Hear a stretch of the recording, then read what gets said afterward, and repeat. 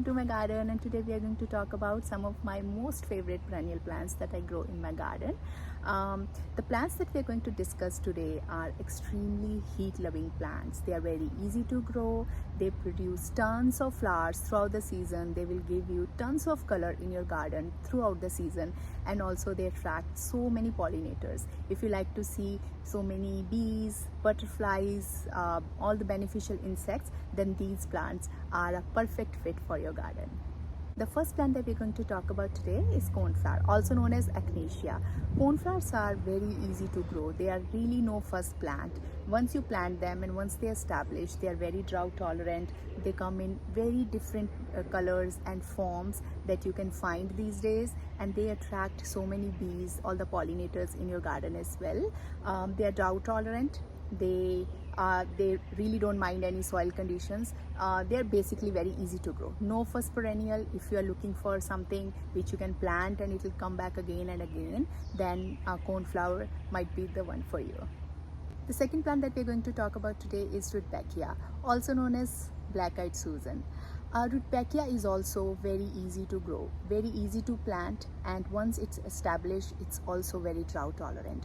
You really don't have to worry about it. It will come back year after year. And the other best thing about the blooms, the flowers of Rudbeckia, is that they have an extremely long bloom time. If you have a sunny area in your garden, just plant Rudbeckia there and it will just thrive in your garden. It will give that pop of yellow in your garden. It attracts pollinators in your garden. It has a very long blooming time, and it also comes in so many different varieties. Another good thing about Rudbeckia is that if you let those seed heads form on this plant, it will self-seed itself, and in next year you will see so many new plants in your garden and so many new blooms. Absolutely must have in your garden. The third plant that we're going to talk about today is yarrow. Yarrow is a very low maintenance perennial that you can have in your garden. It comes in so many different varieties, so many different colors, and it attracts pollinators and all the beneficial insects in your garden, which are extremely important to have in the garden. Yarrow loves the sun, loves the sunny spot. If you have anything like that in your garden, it does not like to sit in a wet soil. It does not perform well if you have a soggy, a wet area in your garden. It's very drought tolerant, and it's also very deer resistant. So that is another something. If you deal with deer pressure, then yarrow is the perfect plant to plant in your garden. The next plant that we're going to talk about is Veronica, also known as speedwell. I absolutely adore this plant.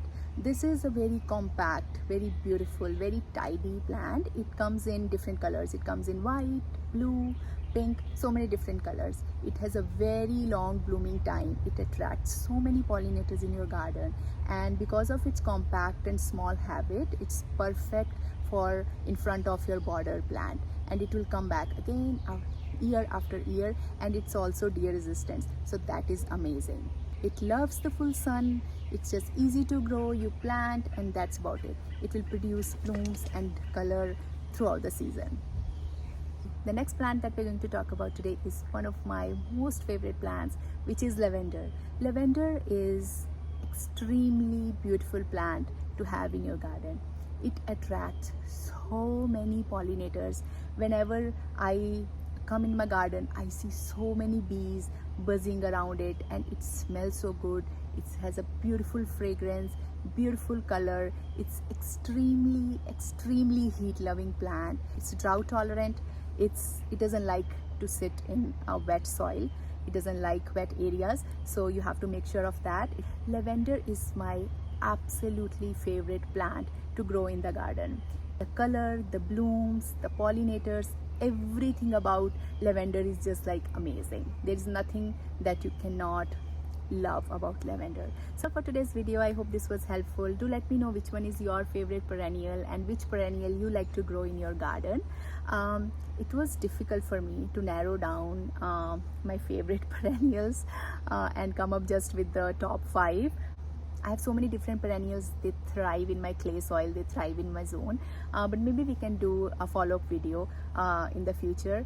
Do let me know in the comments below. Thank you so much for watching, and I will see you in my next one. Bye.